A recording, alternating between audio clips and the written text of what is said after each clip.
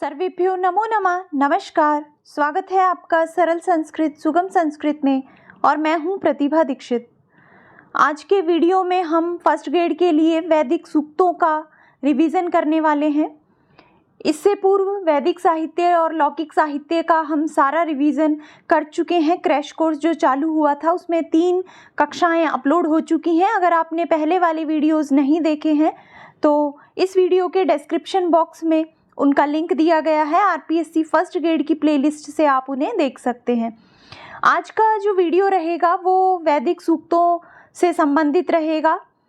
5 वैदिक सूक्त आपके सिलेबस में हैं। अग्नि सूक्त, पुरुष सूक्त, विष्णु सूक्त, वरुण सूक्त और संज्ञान सूक्त।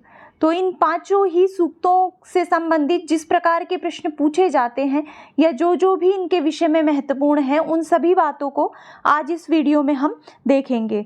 अगर आपने पहले से डिटेल में इन सूक्तों को नहीं पढ़ा है और आप पढ़ना चाहते हैं तो चैनल पर ये वीडियोज़ उपलब्ध हैं।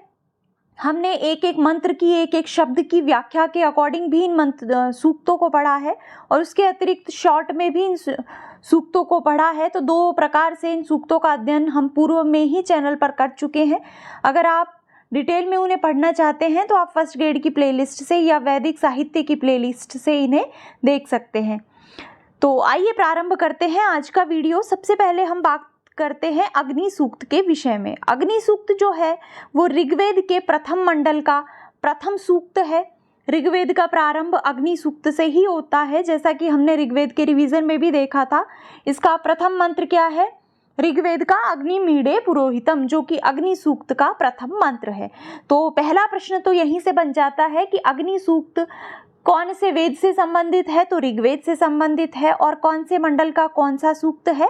तो अग्नि सूक्त ऋग्वेद के प्रथम मंडल का प्रथम ही सूक्त है। इसके देवता अग्नि है। और अगर इसके ऋषि की बात करें तो इसके ऋषि हैं मधुछंदा, जिनको कि वैश्वामित्र भी कहा जाता है। बहुत सारे विद्यार्थी इस विषय में कंफ्यूज रहते हैं और मैं अपने हर वीडियो में आपको ये बात बताती हूँ कि विश्वामित्र को आप इनका ऋषि बिल्कुल ना समझें। विश्वामित्र के पुत्र अपत्य अर्थ में यहाँ पर देखिए वैश्य हो गया है, गुण हो गया है। तो विश्वामित्र के पुत्र जिनका की नाम मधुछंदा है वो इसके ऋषि हैं। तो चाहे तो वैश्वामित्र लिखा हो या मधुछंदा लिखा हो, दोनों ही ऑप्शन आपके सही हो जाएंगे। तो अग्नि सूक्त के ऋषि कौन है? अग्नि सूक्त के ऋषि हैं मधुछंदा। कौन से छंद में ये सूक्त लिखा गया है? तो गायत्री छंद के अंतर्गत अग्नि सूक्त लिखा गया है। और कुल मंत्रों की बात करें तो इसके अंतर्गत कुल 9 मंत्र हैं। अब देखिए, सूक्तों से 2-3 प्रकार के प्रश्न पूछे जाते हैं। या तो उनका क्रम पूछ लिया जाता है, कौन से वेद का कौन सा सूक्त है, या फिर उनके छंद के विषय में, उनके ऋषि के विषय में पूछा जाता है, या फिर जो देवता हैं उनके स्वरूप के विषय में कोई प्रश्न पूछा जा सकता है, जो उन्होंने कार्य किए हैं, जिस प्रकार की स्तुति की गई है उनके विषय में, क्या क्या उनके पर्यायवाची प्रयुक्त हैं। तो ये सारे प्रश्न देवताओं के संबंध में पूछे जाते हैं। अग्नि के पर्यायवाची की अगर हम बात करें तो इसके पर्यायवाची के रूप में पुरोहितः शब्द प्रयुक्त किया गया है, ऋत्विक शब्द प्रयुक्त किया गया है, देव इसको कहा गया है, और होता इसको कहा गया है, रत्न धातमः कहा गया है, सत्य कहा गया है, चित्र श्रवस्तमः कहा गया है, कवि क्रतु का तात्पर्य जो क्रांत प्रज्ञ हैं अर्थात असाधारण प्रज्ञा वाले हैं, इस प्रकार का कहा गया है। अंगिर देव भी, अंगार वाले देव भी इनको कहा गया है। दोषावस्तः कहा गया है। दोषावस्तः का तात्पर्य है रात्रि को प्रकाश में बदलने वाले। इसके अतिरिक्त राजंतम अर्थात चमकने वाले भी इनको कहा गया है। और अध्वराणाम गोपा भी इनको कहा गया है। अध्वर का तात्पर्य होता है यज्ञ और अध्वराणाम गोपा अध्वर की यज्ञों की पालना करने वाले, उनकी रक्षा करने वाले, यज्ञ रक्षक, ये सारे विशेषण, ये सारे पर्यायवाची इनके लिए प्रयुक्त किए गए हैं। तो बहुत महत्वपूर्ण है और इन्हीं में से एक ना एक प्रश्न आपको देखने को मिलेगा। देखिए, पर्यायवाची से संबंधित आपको एक प्रश्न अवश्य ही देखने को मिलेगा, चाहे वो किसी भी देवता से संबंधित हो। इसलिए पर्यायवाची आपको उनके अर्थ समझकर देवता के साथ कनेक्ट करके अच्छे से याद रखने हैं। तो कनेक्ट किस तरह से करना है, क्या इनके अर्थ हैं, ये हम अपने डिटेल्ड वीडियो में पहले बात कर चुके हैं। यहाँ पर हम केवल इनके नामों से संबंधित बात करेंगे। अब अग्नि देवता की विशेषताएं क्या हैं या अग्नि देवता का स्वरूप कैसा है, तो सबसे पहली बात इनके विषय में है पूर्वे भी ऋषि भी इड्यो नूतनई उत, जो पूर्व ऋषियों के द्वारा स्तुत्य है और नवीन ऋषियों के द्वारा भी जिनकी स्तुति की जाती है। तो पूर्व ऋषि कौन है, प्राचीन ऋषि कौन कौन है, जैसे भृगु, अंगिरा इत्यादि प्राचीन ऋषियों के द्वारा, और विश्वामित्र इत्यादि नवीन ऋषियों के द्वारा जो स्तुत्य हैं, ऐसे स्वरूप वाले अग्नि देवता हैं। तो इस तरीके का प्रश्न पूछा जा सकता है। ये पंक्ति दी जा सकती है पूर्वे भी ऋषि भी इड्यो नूतनई उत, और फिर पूछा जाएगा कि ये किसके विषय में कहा गया है, कौन से देव के स्वरूप के विषय में ऐसा कहा गया है। तो ये आपको ध्यान रखना है, ये कहा गया है अग्निदेव के विषय में। अगला इनका स्वरूप है पोषमेव दिवे दिवे यशशम वीरवत्तमम रईम अग्निना अश्नवत, जो अग्निदेव यजमान को नित्य वर्धनशील यशस्करी पुत्रादि से युक्त धन देने वाले हैं। किस प्रकार के अग्निदेव हैं, वो यजमान को धन देते हैं, और कैसा धन, जो कि नित्य ही वर्धनशील है, यशस्करी है, यश देने वाला है, और पुत्रादि से युक्त है, अर्थात यजमान की सभी प्रकार की उन्नति अग्निदेव के द्वारा की जाती है। तो ये आपको ध्यान रखना है, पोषमेव दिवे दिवे, जो प्रतिदिन बढ़ने वाला है, इस प्रकार के धन को देने वाले हैं।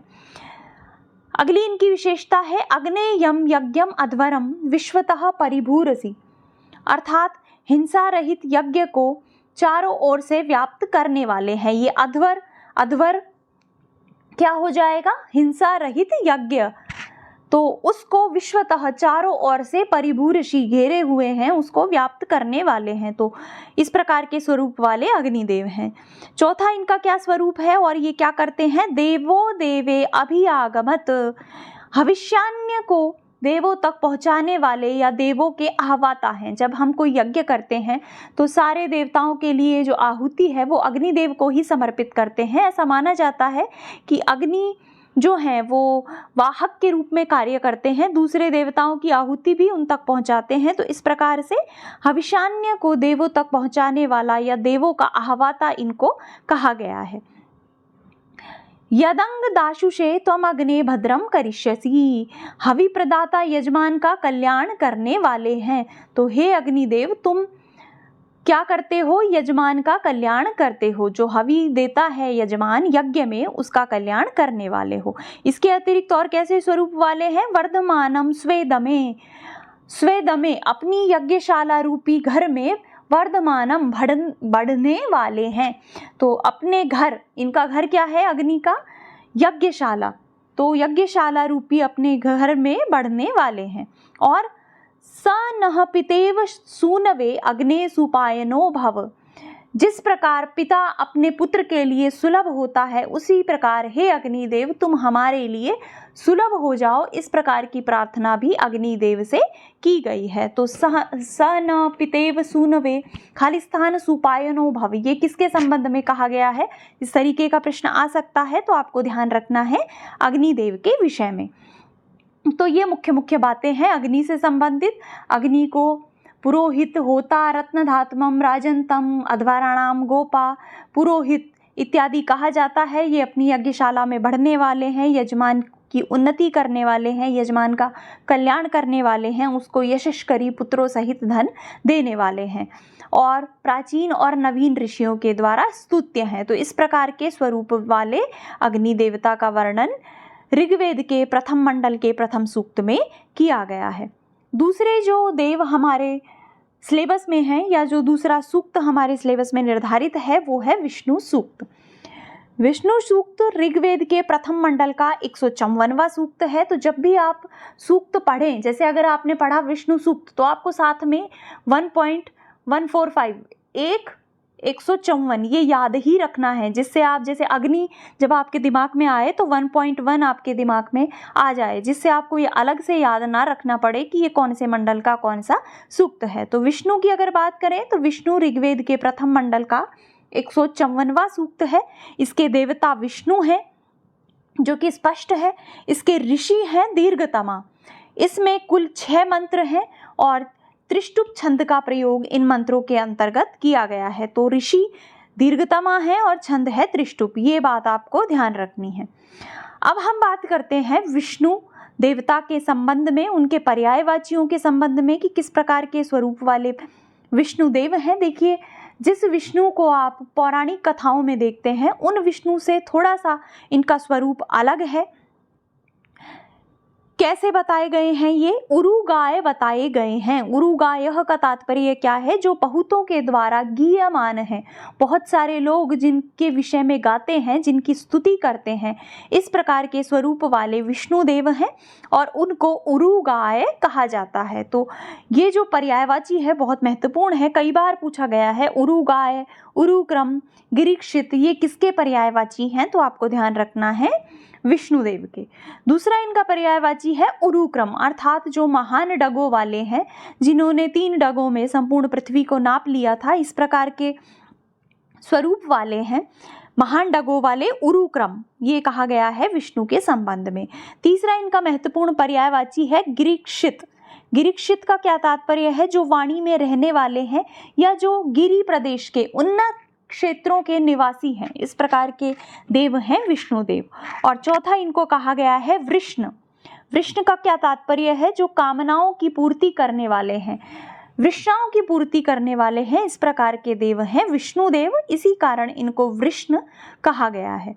इसके अतिरिक्त भीम अर्थात भयंकर भी इनके लिए प्रयुक्त हुआ है पर्यायवाची के रूप में। और कुचरह, कुचरह का तात्पर्य, कु से आप कुत्सित बुरा अर्थ ना माने, कुचरह का तात्पर्य है जो सर्वत्र संचारी हैं, सभी जगह संचरण करने वाले हैं। तो इस प्रकार से कुचरह भी इनको कहा गया है। और किस प्रकार के हैं? गिरिष्ठा हैं, गिरीक्षित हैं, गिरिष्ठा हैं। गिरिष्ठा का तात्पर्य पर्वतों में रहने वाले हैं। तो ये 6-7 इनके मुख्य मुख्य पर्यायवाची हैं। उरुक्रम, उरुगाय, गिरीक्षित, वृष्ण, भीम, कुचर और गिरिष्ठा। तो ये आपको विष्णु के संबंध में ध्यान रखना है। अब हम बात करें इनकी विशेषताओं की, इनके स्वरूप के संबंध में कि क्या इनकी विशेषताएं हैं, कैसा इनका स्वरूप है। तो सबसे पहली बात इनके विषय में ये है कि इन्होंने पृथ्वी संबंधी रजः कणों की विशेष रूप से रचना की है।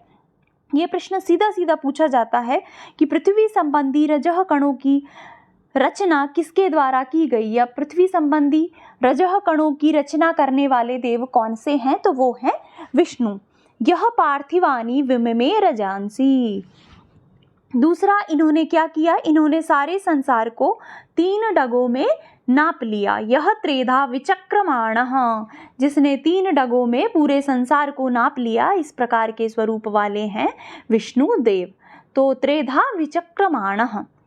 अगला इनके विषय में है सदस्थम, सदस्थम त्रिभी पदेभी विममयी, इस प्रकार के स्वरूप वाले देवता हैं। तीसरा है इनके तीनों पद मधुर अमृत से भरे हुए हैं। ये प्रश्न भी बहुत बार पूछा गया है कि यस्य त्रिपदानि मधुना पूर्णा, इस प्रकार के स्वरूप वाले देव कौन से हैं?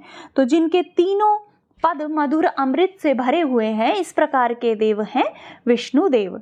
इनके परम स्थान में मधुर अमृत का निस्यंदन होता रहता है, मधुर अमृत का झरना बहता रहता है इनके परम स्थान में, इनके परम लोक में, जहाँ पर ये निवास करते हैं। तो परमे पदे मध्वः उत्साह, ये इनके विषय में ध्यान रखना है। और इनके लोक की क्या विशेषता है? एक तो इनके लोक में मधुर अमृत का झरना बहता रहता है। दूसरा, इनके लोक में बड़े बड़े सींगों वाली गायें निवास करती हैं। यत्र भूरि श्रृंगः अयासः गावः सन्ति, जहाँ पर बड़े बड़े सींगों वाली चितकबरी गायें निवास करती हैं, इस प्रकार का विष्णु देवता का लोक है। तो इनके तीनों पैर मधुर अमृत से भरे हुए हैं। इन्होंने संसार को 3 डगों में नापा है। इन्होंने पृथ्वी संबंधी रजः कणों की रचना की है। इस प्रकार के स्वरूप वाले विष्णु देव हैं। तो विष्णु के संबंध में ये आपको ध्यान रखना है। अगला सूक्त है पुरुष सूक्त। पुरुष सूक्त एक दार्शनिक सूक्त है और इसमें सृष्टि प्रक्रिया का वर्णन किया गया है। तो यहाँ से कई तरीके के प्रश्न पूछे जाते हैं। सृष्टि प्रक्रिया से संबंधित मुख्यतः प्रश्न इसमें से देखने को मिलता है। तो आइए देखते हैं पुरुष सूक्त के विषय में। पुरुष सूक्त ऋग्वेद के 10वें मंडल का 90वां सूक्त है। इसके देवता हैं पुरुष और इसके ऋषि हैं नारायण। तो ऋषि के संबंध में भी आपको सबके ऋषियों को अलग अलग अच्छे तरीके से याद रखना है। पुरुष सूक्त के ऋषि नारायण हैं। इसमें कुल 16 मंत्र हैं और मंत्रों में छंद कौन सा है? अनुष्टुप और त्रिष्टुप, 2 छंदों का प्रयोग पुरुष सूक्त में किया गया है। पुरुष के पर्यायवाचियों की अगर हम बात करें तो इनको सहस्त्र शीर्षा, हजारों सिर वाला, सहस्त्र आक्ष, हजारों आंखों वाला, सहस्त्रपात, हजारों पैरों वाला, विश्वंग, विश्वंग का तात्पर्य सभी पदार्थों में व्याप्त, और अमृतत्वस्य ईशानः, अमृत तत्व का स्वामी कहा गया है। तो क्या क्या इनके विशेषण हैं? सहस्त्रशीर्षः, सहस्त्राक्षः, सहस्त्रपात, विश्वंग और अमृतत्वस्य ईशानः। अब देखिए, विद्यार्थी जो कंफ्यूज होता है वो इस तरीके की चीज़ों में होता है। जैसे पिछले हमने विष्णु सूक्त में पढ़ा है कि विष्णु के जो तीनों पद हैं वो मधुर अमृत से भरे हुए हैं, उनके लोक में मधुर अमृत का झरना बहता है। तो इसमें अगर विद्यार्थी अपना एक्स्ट्रा दिमाग लगा दे और प्रश्न पूछा जाए अमृतत्वस्य ईशानः कौन है, तो विद्यार्थी सोचेगा ये तो विष्णु ही होंगे, क्योंकि उनके लोक में मधुर अमृत का झरना भी है, उनके पैर भी अमृत से भरे हुए हैं। लेकिन ऐसा नहीं है। विष्णु के बारे में सिर्फ इतना ही है कि उनके लोक में मधुर अमृत का झरना है, लेकिन पुरुष के विषय में स्पष्टतः ये कहा गया है कि ये अमृत के ईशान हैं, अमृत के स्वामी हैं, अमृत के देवता हैं। तो अगर प्रश्न पूछा जाए अमृतत्वस्य ईशानः, ये किसके संबंध में कहा गया है, कौन से देवता हैं इस प्रकार के स्वरूप वाले, तो यहाँ पर हो जाएगा पुरुष। तो ये जो छोटी छोटी बातें हैं स्पेशली जो कंफ्यूज करने वाली है, इनको आपको ध्यान से और बारीकी से पढ़ना है। विशेषताएं क्या है पुरुष की, क्या इनका स्वरूप है? तो पुरुष जो है वो 10 अंगुलियों में संसार को पार करके, व्याप्त करके स्थित हैं। अर्थात ये जो संसार है उसको इन्होंने 10 उंगलियों में ही नाप लिया है, अर्थात ये संसार उनकी 10 उंगलियों के बराबर है। इसके अतिरिक्त इसको पार करके भी वो व्याप्त हैं। तो क्या संस्कृत टर्म यूज किया गया है?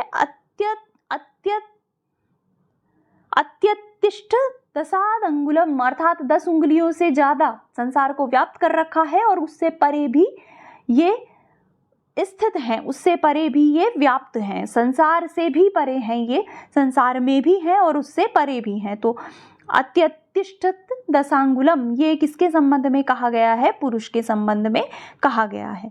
दूसरा, किस प्रकार का इनका स्वरूप है? जो हो चुका, जो होगा वो सब पुरुष ही है।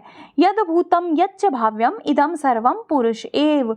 तो ये आपको ध्यान रखना है, इस तरीके से दिया जा सकता है, यत भूतम यच्च भाव्यम इदम सर्वम खाली स्थान एव। किस प्रकार के यहाँ पर क्या आएगा? तो आपको ध्यान रखना है, जो हो चुका, जो होगा सब पुरुष ही है, क्योंकि ये एक तरीके से दार्शनिक सूक्त है, तो दार्शनिकता का पुट आपको इसमें हर जगह मिलेगा।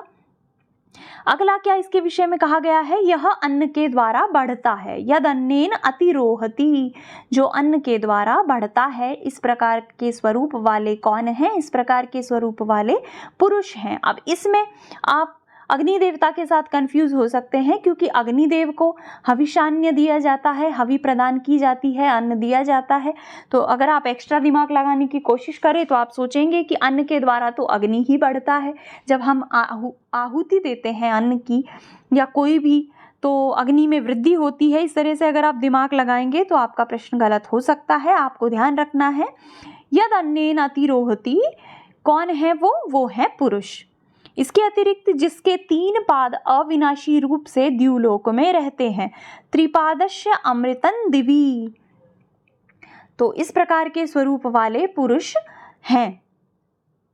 इसका एक पाद ये संसार है, तो इनके 4, मान लीजिए इस प्रकार की कल्पना की गई है कि इनके 4 पैर हैं, चतुर्थांश जो इनका है वो ये संसार मात्र है, उससे अतिरिक्त इनके 3 और पाद हैं जो कि अविनाशी रूप से द्युलोक में रहते हैं। तो ये दोनों ही बातें इनके संबंध में कही गई हैं।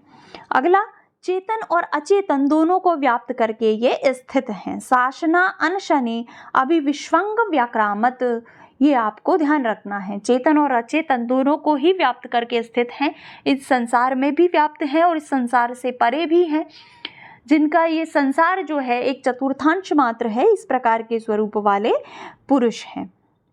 अब इसमें सृष्टि प्रक्रिया का वर्णन किया गया है, इसे भी हम देखते हैं। क्या लिखा गया है? ततो विराट अजायत विराजो अधिपुरुषः। ततो उससे, किससे? पुरुष से विराट अजायत, विराट उत्पन्न हुआ और विराट से अधिपुरुष उत्पन्न हुआ। तो जो सृष्टि प्रक्रिया है उसमें कि कौन किससे उत्पन्न हुआ, इसका एक क्रम है। सबसे पहले आदि पुरुष या जो पुरुष हैं देवता, उनके विषय में कहा गया है। सबसे पहले वो थे, उनसे फिर ये जो दृश्य जगत है ये उत्पन्न हुआ। इसको दृश्य जगत को यहाँ पर विराट कहा गया है। उस दृश्य जगत से फिर आदि पुरुष अर्थात जीवात्मा उत्पन्न हुआ। उससे फिर भूमि और शरीर उत्पन्न हुए। उसके बाद फिर एक मानस यज्ञ हुआ। उस मानस यज्ञ में प्रषदाज्य, दधि मिश्रित घी, पशु, कौन कौन से पशु? पशुओं का क्रम क्या है? वायव्य, आरण्य और ग्राम्य। उसके पश्चात ऋग्वेद, सामवेद, छंद, यजुर्वेद, घोड़े, उभयादत पशु। उभयादत पशु जिनके ऊपर और नीचे दोनों तरफ दांत होते हैं, जैसे कि गधे इत्यादि। गायें और भेड़ बकरियां ये उत्पन्न हुए। तो ये सृष्टि प्रक्रिया में एक क्रम बताया गया है। आपको ये क्रम ध्यान रखना है, क्योंकि कई बार क्रम से संबंधित प्रश्न भी पूछा जाता है कि इनके उत्पन्न होने का सृष्टि प्रक्रिया में सही क्रम क्या है। तो आदि पुरुष से दृश्य जगत जिसको कि विराट कहा गया है, उससे फिर आदि पुरुष जो कि जीवात्मा है, उससे फिर भूमि और शरीर, फिर मानस यज्ञ, फिर प्रसदाज्य, दधि मिश्रित घी, फिर पशुओं में भी पहले वायव्य, फिर आरण्य, फिर ग्राम्य, फिर ऋग्वेद। वेदों का क्या क्रम बताया गया है? देखिए, ऋग्वेद, सामवेद, छंद और फिर यजुर्वेद। उसके बाद घोड़े, फिर उभयादत पशु, फिर गायें, फिर भेड़ बकरियां। तो ये क्रम बताया गया है। आगे इसमें लिखा गया है सृष्टि प्रक्रिया के विषय में कि यत पुरुषेण हविषा देवा यज्ञम अतन्वत। उस पुरुष रूपी हवि के द्वारा ये देवों ने यज्ञ किया, और उस यज्ञ से फिर वो यज्ञ कैसा था? मानस यज्ञ था, सर्वहूत यज्ञ था। उसमें देखिए देवों ने यज्ञ किया, ऋषियों ने यज्ञ किया, उसमें अलग अलग चीज को अलग अलग वस्तु के रूप में प्रयुक्त किया गया और उसी से फिर सृष्टि प्रक्रिया प्रारंभ हुई। तो उस सर्वहूत यज्ञ में, मानस यज्ञ में कौन क्या था, इसके संबंध में भी प्रश्न पूछा जाता है। तो उस सर्वहूत या मानस यज्ञ में जो यज्ञ करता थे वो थे देवता और ऋषि। उसमें घी अर्थात आज्य का काम किसने किया? घी का काम किया उसमें वसंत ऋतु ने। उसमें इद्म या ईंधन के रूप में थी ग्रीष्म ऋतु, हवि के रूप में थी शरद ऋतु। तो ये आपको ऋतुओं के संबंध में, क्योंकि मिलान से संबंधित प्रश्न भी यहाँ से आ सकता है, या फिर सीधा भी पूछा जा सकता है कि हवि के रूप में क्या प्रयुक्त हुआ? तो शरद ऋतु हवि के रूप में प्रयुक्त हुई। इसमें 7 परिधियां थी और 21 समिधाएं थी। ये सारे टर्म्स हैं जो कि आपको याद रखने हैं पुरुष सूक्त के संबंध में। सप्तस्य आसन परिधय स्त्री सप्त समिधः कृता। 7 परिधियां और 21 समिधाएं इस यज्ञ में थी।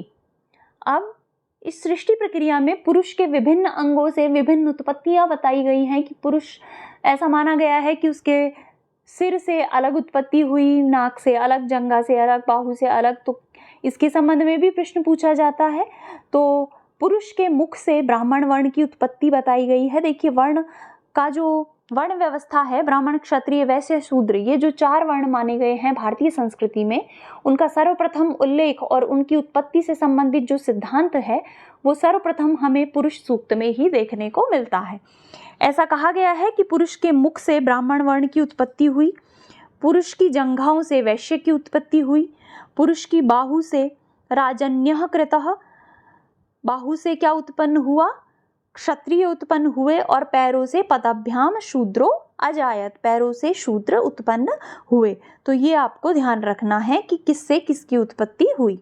इसके अतिरिक्त पुरुष के मन से चंद्रमा की, पुरुष की आंख से सूर्य की, मुख से इंद्रश्च अग्नि। तो मुख से 3 उत्पत्तियां इसमें बताई गई हैं, एक तो ब्राह्मण वर्ण की, इसके अतिरिक्त इंद्र और अग्नि की उत्पत्ति भी मुख से बताई गई है।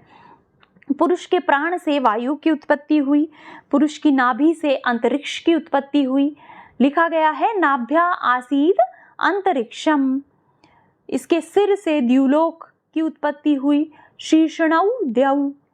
पैरों से भूमि की उत्पत्ति हुई, तो जैसे पदाभ्याम शूद्रो अजायत, पैरों से शूद्र की उत्पत्ति और उसके साथ ही भूमि की उत्पत्ति भी हुई, पदाभ्याम भूमि। और कानों से दिशाओं की उत्पत्ति हुई, श्रोतात दिशः। तो ये सारी चीज़ें आपको ध्यान रखनी है। कई बार ये जैसे अंतरिक्ष है, ये नाभि से संबंधित प्रश्न, ये द्युलोक है, इससे संबंधित प्रश्न पूछ लिया जाता है और इसमें विद्यार्थी कंफ्यूज हो जाता है। तो आपको ये अच्छे से ध्यान रखना है कि पुरुष के कौन से अंग से किस चीज़ की उत्पत्ति हुई है। तो ये था पुरुष सूक्त से संबंधित महत्वपूर्ण विवेचन। तो पुरुष के संबंध में ये महत्वपूर्ण बातें आपको ध्यान रखनी है। अब हम बात करेंगे अगले सूक्त वरुण सूक्त के विषय में। वरुण देवता का भी बहुत अच्छा वर्णन ऋग्वेद के प्रथम मंडल के 25वें सूक्त में किया गया है, जो कि आपके पाठ्यक्रम में है।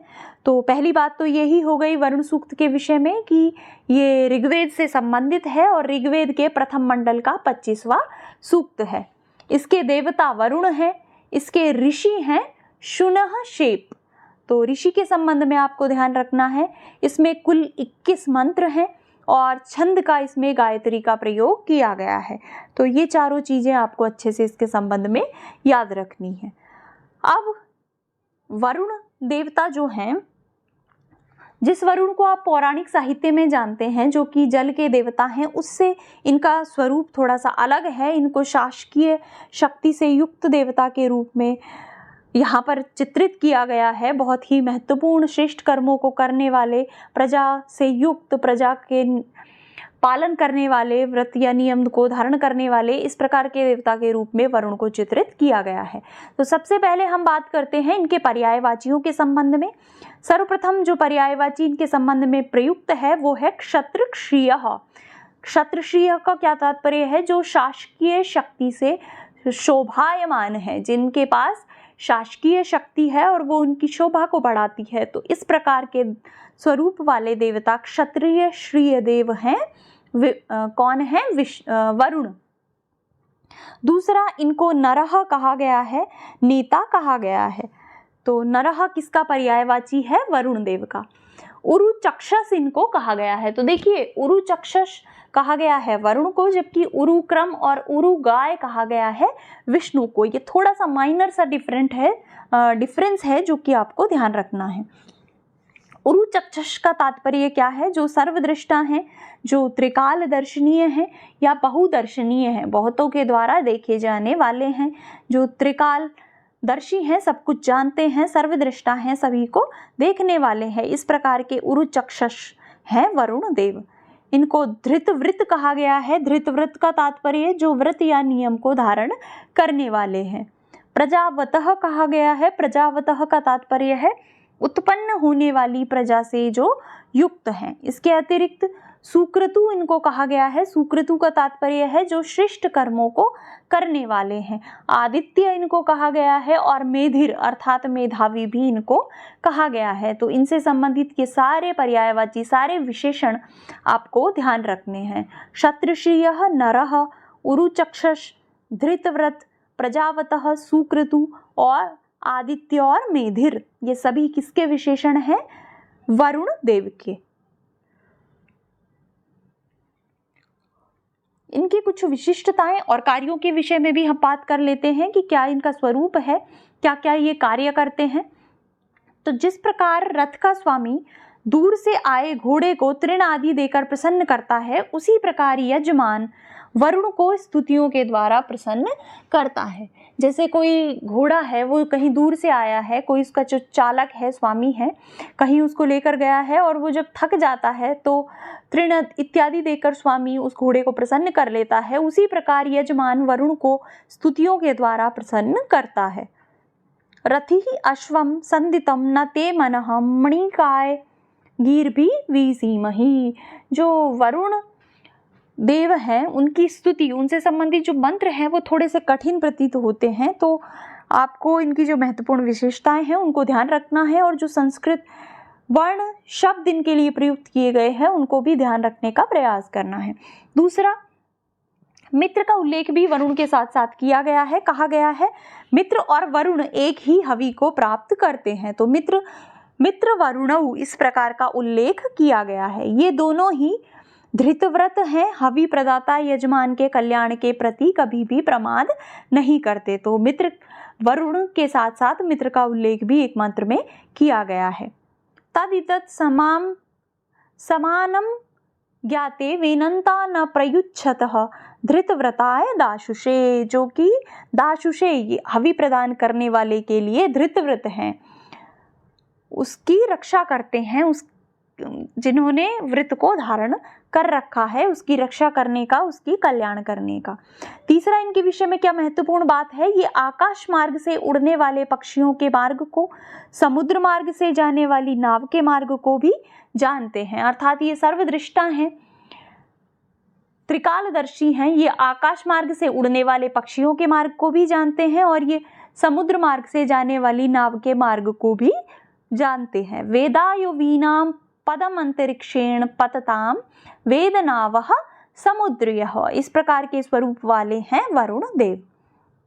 वे 12 मास को एवं 13वें मास को जो अधिमास है उसको भी जानने वाले हैं। वेद मासो धृतव्रतो 12 प्रजावतः वेदाय उपजायते, जो उत्पन्न होता है, जो अधिमास है, उसको भी ये जानते हैं। विस्तृत दर्शनीय एवं वायु के मार्ग को, अंतरिक्ष लोक में अधिष्ठित तत्वों को भी ये जानने वाले हैं। वेद वातस्य वर्तनी मुरोरिश्वस्य बृहतः वेदा ये अध्यासते, जो अंतरिक्ष लोक में अधिष्ठित तत्व हैं उनको भी ये जानने वाले हैं। तो एक तरीके से सभी को ये जानते हैं, चाहे अंतरिक्ष में स्थित कोई हो या समुद्र में स्थित कोई हो या आकाश मार्ग में हो, वायु के मार्ग हो, सभी को ये जानने वाले हैं। प्रजा के साम्राज्य की सिद्धि के लिए प्रजा में ये विद्यमान हुए हैं, प्रजा का कल्याण करने वाले हैं, तो उनकी साम्राज्य की सिद्धि के लिए ये स्वयं ही प्रजा में विद्यमान हो गए हैं। वरुण से ही ज्ञानी मनुष्य भूत और भविष्य के सभी आश्चर्यों का ज्ञान प्राप्त करता है। अतो विश्वानि अद्भुता चिकित्वा अभिपश्यति, बहुत महत्वपूर्ण पंक्ति है, कई बार पूछी गई है। अतो विश्वानि अद्भुता चिकित्वा अभिपश्यति, किसके संबंध में कहा गया है, ये कहा गया है वरुण देव के संबंध में। और इसका तात्पर्य है कि जो ज्ञानी मनुष्य भूत और भविष्य के सभी आश्चर्यों का ज्ञान प्राप्त करता है, किससे, वरुण देव से ही, वरुण की कृपा से ही मनुष्य भूत और भविष्य सभी के आश्चर्यों का ज्ञान प्राप्त करता है। वरुण देवता से सन्मार्ग की ओर ले जाने तथा दीर्घायु के लिए प्रार्थना की गई है। इसके अतिरिक्त वरुण अपने पुष्ट शरीर को स्वर्णमय कवच से ढके रहते हैं, तो इनके हिरण्यमय स्वर्णमय कवच के विषय में भी बात की गई है। हिरण्यमय कवच वाले, स्वर्णमय कवच वाले कौन हैं, तो वो वरुण देव हैं। न यम दीप्सन्ति दीप्सवो द्रुह्याणो जनानाम, ये भी इनके संबंध में कहा गया है कि जिनसे कोई ईर्ष्या नहीं करता, इस प्रकार के स्वरूप वाले वरुण देव हैं। वरुण ने ही अन्न को उत्पन्न किया है एवं हमारे उदरों में अन्न को पचाने की शक्ति भी उत्पन्न की है। तो हमारे उदर में जो अन्न को पचाने की शक्ति है, आपको ध्यान रखना है, रोज आप स्तुति कीजिए। अब तो वरुण देव की आपको पता भी लग गया किसने उस शक्ति को उत्पन्न किया है, वरुण देव ने। उतयो मानुषेश्वा यशश्चक्रे असाम्या अस्माकम उदरेश्वा, गोष्ठों को लक्ष्य करके सायंकाल के समय वहां जाने वाली गायों के समान मेरी, अर्थात कौन ऐसा कह रहे हैं, शुनह शेप जो इसके ऋषि हैं, वो इनसे प्रार्थना करते हैं कि मेरी बुद्धि या मेरी भावनाएं वरुण देव के प्रति ही जाती हैं। जिस प्रकार गायें गोष्ठों को लक्ष्य करके सायंकाल के समय वहीं पर जाती हैं, उसी प्रकार मेरी बुद्धि या भावनाएं वरुण देव को लक्ष्य बनाकर उनकी तरफ जाती है। परामेयन्ति धीतये गावो न गव्यूतिष्णु इक्षन्ति उरु चक्षसम की ओर मेरी जो इच्छाएं हैं वो जाती हैं, भावनाएं जाती हैं। वरुण देव से उत्तम सिर के, मध्यम अर्थात कमर के और अधम अर्थात पैरों के पाशों से मुक्त करवाने की प्रार्थना की गई है। उदुत्तमम मुमुग्धि नो विपाशम मध्यमम चृत अबाधमानी जीव से, तो ये प्रश्न भी बहुत बार पूछा जाता है कि किस से उत्तम, मध्यम और अधम पाशों से मुक्त करवाने की प्रार्थना की गई है, तो वो की गई है वरुण देव से। तो इस प्रकार से आपको वरुण देव के स्वरूप को ध्यान रखना है, किस किस प्रकार का इनका स्वरूप है, क्या क्या इनकी विशेषताएं हैं, क्या क्या इनके पर्यायवाची हैं। और आपके सिलेबस में जो अंतिम सूक्त, नया सूक्त सम्मिलित हुआ है वो है संज्ञान सूक्त। संज्ञान सूक्त ऋग्वेद के दशम मंडल का 191वां सूक्त है, अंतिम सूक्त है ये ऋग्वेद से संबंधित। इसके देवता कौन है? तो देवता के रूप में संज्ञान को जाना जाता है, संज्ञान को कहा जाता है, जबकि जो प्रथम मंत्र है इसका, उसमें देवता है अग्नि। प्रथम मंत्र में अग्नि देवता से प्रार्थना की गई है, उनकी स्तुति की गई है। अगर कॉमन प्रश्न पूछा जाए कि इसके देवता कौन है तो आप कहेंगे संज्ञान, और अगर स्पेसिफिक प्रश्न पूछा जाए कि संज्ञान सूक्त के प्रथम मंत्र के देवता कौन है तो वहां पर आप कहेंगे अग्नि। इसके ऋषि कौन है? तो इसके ऋषि हैं संवनन, जिनको आंगिरस भी कहा जाता है, तो ये आपको ध्यान रखना है। आंगिरस या संवनन इसके मंत्र दृष्टा ऋषि हैं। इसमें 4 ही मंत्र हैं। छंदों की अगर बात करें तो प्रथम, द्वितीय और चतुर्थ मंत्र में अनुष्टुप छंद का प्रयोग किया गया है, जबकि इसके तीसरे मंत्र में त्रिष्टुप छंद का प्रयोग किया गया है। तो 2 प्रकार के छंद इन 4 मंत्रों में देखने को मिलते हैं, अनुष्टुप और त्रिष्टुप। ये सूक्त वस्तुतः क्या है? ये सूक्त जो है इसमें वस्तुतः संज्ञान, अच्छी बुद्धि, अच्छे ज्ञान के लिए प्रार्थना की गई है। इसमें सामाजिक सद्भाव की एक प्रेरणा मिलती है हमको इस सूक्त से। इसमें एक सामाजिक सद्भाव देखने को मिलता है। ये जो सूक्त है ये सामाजिक सद्भाव का, समानता का, एकता का उत्प्रेरक सूक्त है। इसमें मनुष्य के सामान्य विचारों के साथ साथ उनकी भावात्मक एकता पर भी बल दिया गया है। इसमें इसका जो उद्देश्य है संज्ञान सूक्त का वो है मानव समाज में एकता और सामंजस्य स्थापित करना। तो इसके जो 4 मंत्र हैं, प्रथम मंत्र है उनमें से समी द्युवसे वृसन्नम मग्ने विश्वान्यर्या इडस्पदे समिध्यसे सनो वसूनी आभर। वो इंद्रदेव हमको वसूनी दे दे, धन दे दे, इस प्रकार की प्रार्थना की गई है। इसमें दूसरे मंत्र में सम गच्छध्वम सम वदध्वम सम वो मनानसी जानताम देवा भागम यथा पूर्वे संजानानाम उपास्ते। जिस प्रकार पूर्व काल में देव अपनी अपनी स्तुति को, अपनी अपनी भाग को ग्रहण कर लेते थे यज्ञ में आकर, उसी प्रकार हम सब समान रूप से जाने, हमारे मन एक हो जाएं, हम साथ चलें, साथ बोलें और हमारे मन एक ही बात को जाने। तो इस एक प्रकार से इसमें साथ चलने, साथ बोलने से तात्पर्य है कि सबके मन एक रूप हो जाएं, हम एक दूसरे की भावनाओं को समझें, एक दूसरे के मन को समझें। तो इस प्रकार से सम गच्छध्वम सम वदध्वम, इस प्रकार की भावना, सामाजिक सद्भाव की भावना इसमें देखने को मिलती है। समानो मंत्रः समिति समानी समानम मनः सह चित्तम एषाम समानम मंत्रम अभिमंत्रयेवः समाने नेन वो हविषा जुहोमी। हमारे मंत्र समान हो जाएं, हमारे जो निश्चय हैं वो समान हो जाएं, हमारे मन, हमारे चित्त समान हो जाएं, हम समान मन से अभिमंत्रित हों और सब समान ही हवि के द्वारा यज्ञ करें। तो समानता पर, एक रूपता पर, सामंजस्य पर इसमें बल दिया गया है। और इसका जो अंतिम मंत्र है, जो कि ऋग्वेद का भी अंतिम मंत्र है, समानी वह आकुति समाना हृदयानी वह समानम अस्तु वो मनो यथा वह सुसहासति। तो इस तरह से खालिस्तान देकर पूछा जा सकता है, समानी वह खालिस्तान क्या आएगा यहाँ पर, इस तरीके के प्रश्न इस संज्ञान सूक्त से पूछे जा सकते हैं। इसके ऋषि, इसकी मंत्र संख्या, इसके कौन से मंडल का कौन सा सूक्त है, ये सारी बातें आपको इसके संबंध में याद रखनी है। कौन सा छंद है, इसमें क्या मुख्यतः स्पष्ट किया गया है, इसके देवता कौन हैं, प्रथम मंत्र में किस देवता से स्तुति की गई है। इसके अतिरिक्त 4 ही मंत्र हैं। तो सम गच्छध्वम सम वदध्वम ये कौन से सूक्त से संबंधित है, इस प्रकार की बातें इस सूक्त से पूछी जा सकती हैं। तो ये आपको ध्यान रखना है। बहुत ही सिंपल सा छोटा सा सूक्त है। तो हालांकि जितने भी सूक्त हैं बहुत ही अच्छे, आसान हैं। अगर आपने पढ़े होंगे तो आपको निश्चय रूप से ही मज़ा आया होगा। तो आशा है ये जो आज का वीडियो है ये आपके लिए रिवीजन की दृष्टि से बहुत उपयोगी सिद्ध होगा। तो इसी आशा के साथ इस वीडियो को अब यहीं पे समाप्त करेंगे।